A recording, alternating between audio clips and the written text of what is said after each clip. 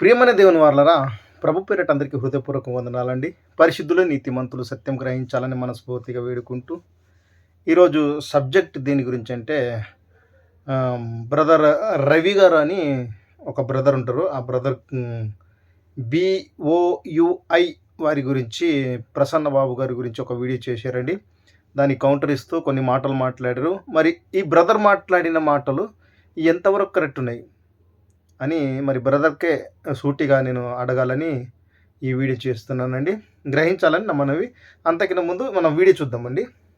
క్రీస్తు విరోధులు లేకపోతే దేవుని నామాన్ని అవమానపరచాలని చూసే వాళ్ళ మీద, ఈ మతోన్మాదుల మీద, ఈ క్రీస్తుకు వ్యతిరేకంగా మాట్లాడే వాళ్ళ మీద నేను వీడియోలు చేసేవాళ్ళని.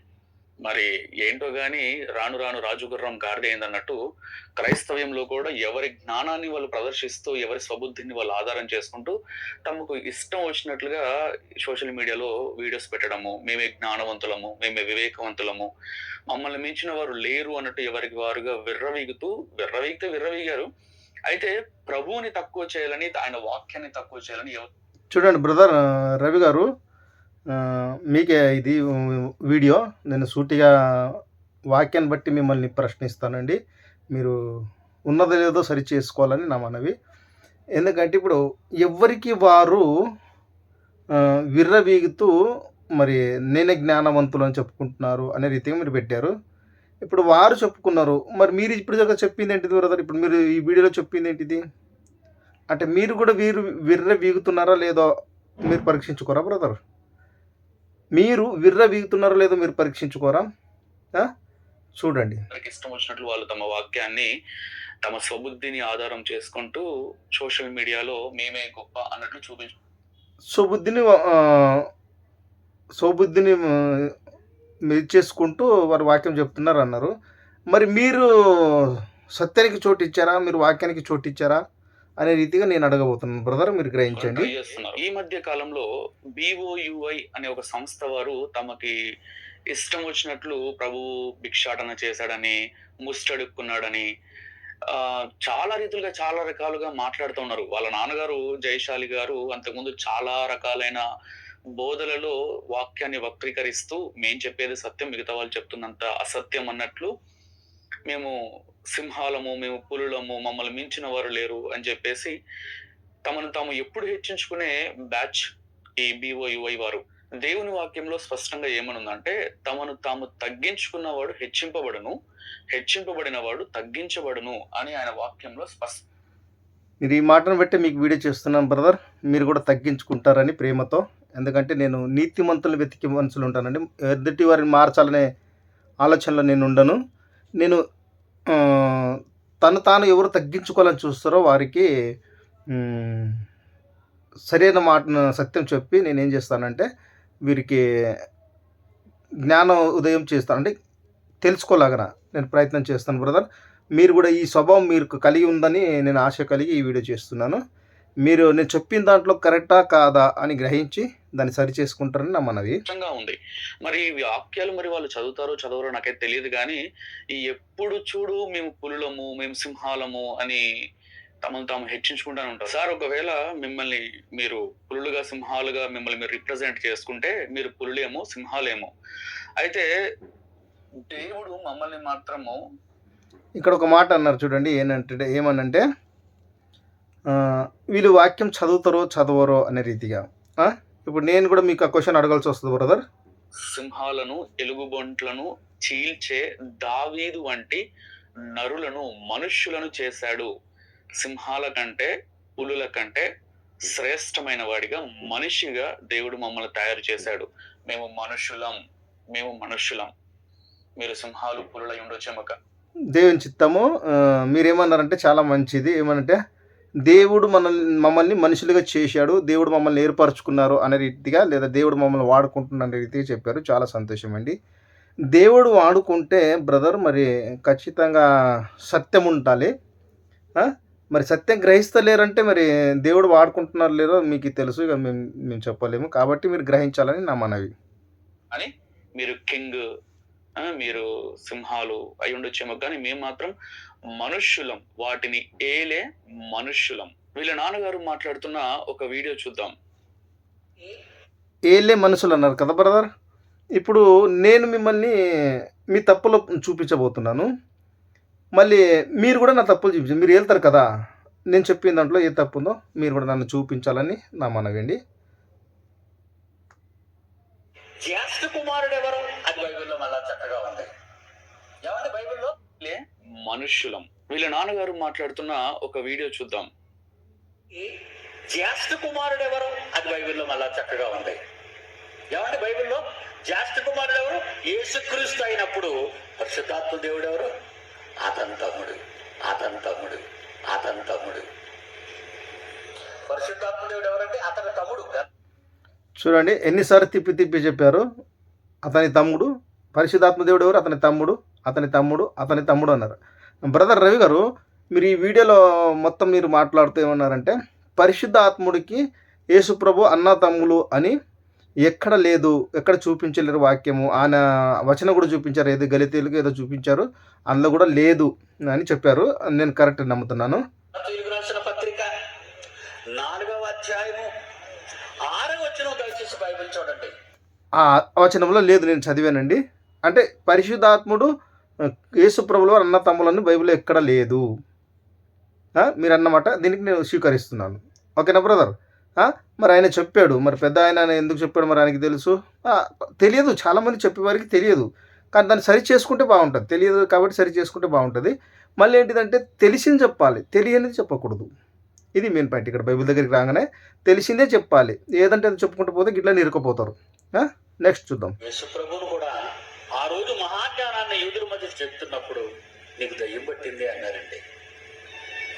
నీకు దయ్యం పట్టింది అన్నారు. అంతకంటే నేను గొప్ప కాదండి. అన్నంత మాత్రాన్న వాడి గురించి నేను బాధపడటం లేదు. మా అన్నయ్యని అంత మాట అన్నప్పుడు, మన అన్నయ్యని అంతగా మరి అవమానపరిచినప్పుడు, అంతకంటే నేను పొందిన అవమానం కాదని నేను అనుకుంటున్నాను. దేవుని పిల్లలారా, ఈ వీడియో చూసారు కదా, ఈ వీడియో చూస్తే మీకు ఏమర్థమైంది? నాకు అర్థమైంది, నేను చెప్తున్నా బ్రదర్. మన అన్నయ్యని తిప్పి తిప్పి చూపించారు కదా. మరి యేసు ప్రభుల వారు పిడి సుందర్రావు గారికి అన్నయ్య అవుతారా కాదా?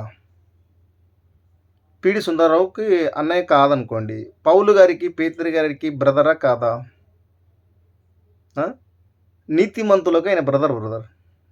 నీతిమంతులకి దేవుని వాక్యం ఎవరికి తెలుసో, దేవుడు ఎవరిని ఏర్పరచుకున్నారో వారికి ఆయన బ్రదర్, అన్నయ్య అవుతాడా కాదా అంటే బైబిల్ చెప్తుంది అన్నయ్య అవుతాడని. మీకు రుజువు చూపిస్తాను. మీరు ఇది కూడా మీరు తప్పే పెట్టారు కాబట్టి నేను రుజువు చూపిస్తున్నాను. చూడండి బ్రదర్, రోమీలోకి రాసిన పత్రిక పౌలు గారు రోమీలోకి రాస్తూ 8వ అధ్యాయము 16-17 వచనం చూద్దామండి. చదువుతున్నాను, చూడు బ్రదర్, గ్రహించండి. అంతకు ముందు వారిలో ఎవని మీదను ఆయన దిగి ఉండలేదు. వారు ప్రభువైన యేసు నామమున బాప్తిస్మము పొంది ఉండిరి. అప్పుడు పేతురు, నేను 14 చదువుతున్నాను బ్రదర్, ఇది అపోస్తలు చదువుతున్నాను.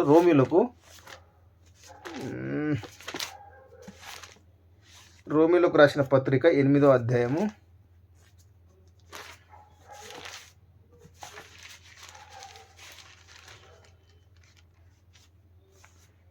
16-17 చదువుతున్నానండి. మనము దేవుని పిల్లలమని ఆత్మ తనే మన ఆత్మతో కూడా సాక్ష్యం ఇచ్చుచున్నాడు. చూడండి, మనము ఎవరు? శిష్యులు చెప్తున్నాడండి. శిష్యులు నీతిగా బతికిన వారు చెప్తున్నారు. ఏమని? మనము దేవుని పిల్లలమని ఆత్మ తనే మన ఆత్మతో కూడా సాక్ష్యం ఇచ్చుచున్నాడు. మనము పిల్లలమైతే వారసులము, అనగా దేవుని వారసులము అంటున్నాడు. యేసుప్రభుల వారు ఎవరు? దేవుని వారసుడు కదా. మనం ఎవరు? దేవుని వారసులం కదా. వారసులమనే చెప్తున్నా. చూడండి, ఇంకా క్రీస్తుతో కూడా మహిమ పొందుటకు ఆయనతో శ్రమపడిన ఎడల క్రీస్తు తోడి వారసులము అని చెప్తుంది బ్రదర్. వారసులం అంటే సహోదరులు అని.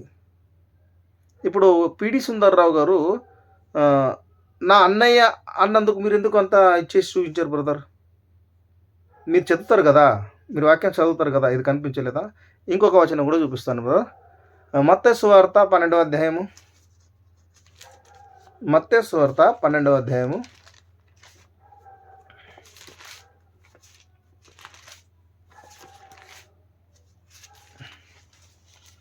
46వ వచనం బ్రదర్.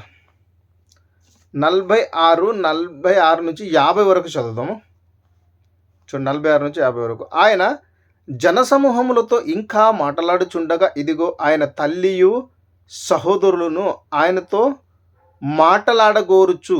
ఆయన తల్లి సహోదరులు ఎవరండి? మన లోకానుసారంగా మనం ఎట్లా అన్నదమ్ములు సహోదరులు అనుకుంటాం అలాగా వాళ్ళు వచ్చిర్రు. ఎవరు? మరియమ్మ అని యేసుప్రభుల సహోదరులు వచ్చి వెలుపల నిలువబడిరి. వెలుపల అంటే బయట నిలబడరు. అప్పుడు ఒకడు, ఇదిగో నీ తల్లియు నీ సహోదరులను నీతో మాట్లాడవలెనని వెలుపల నిలిచి ఉన్నారని ఆయనతో చెప్పాను.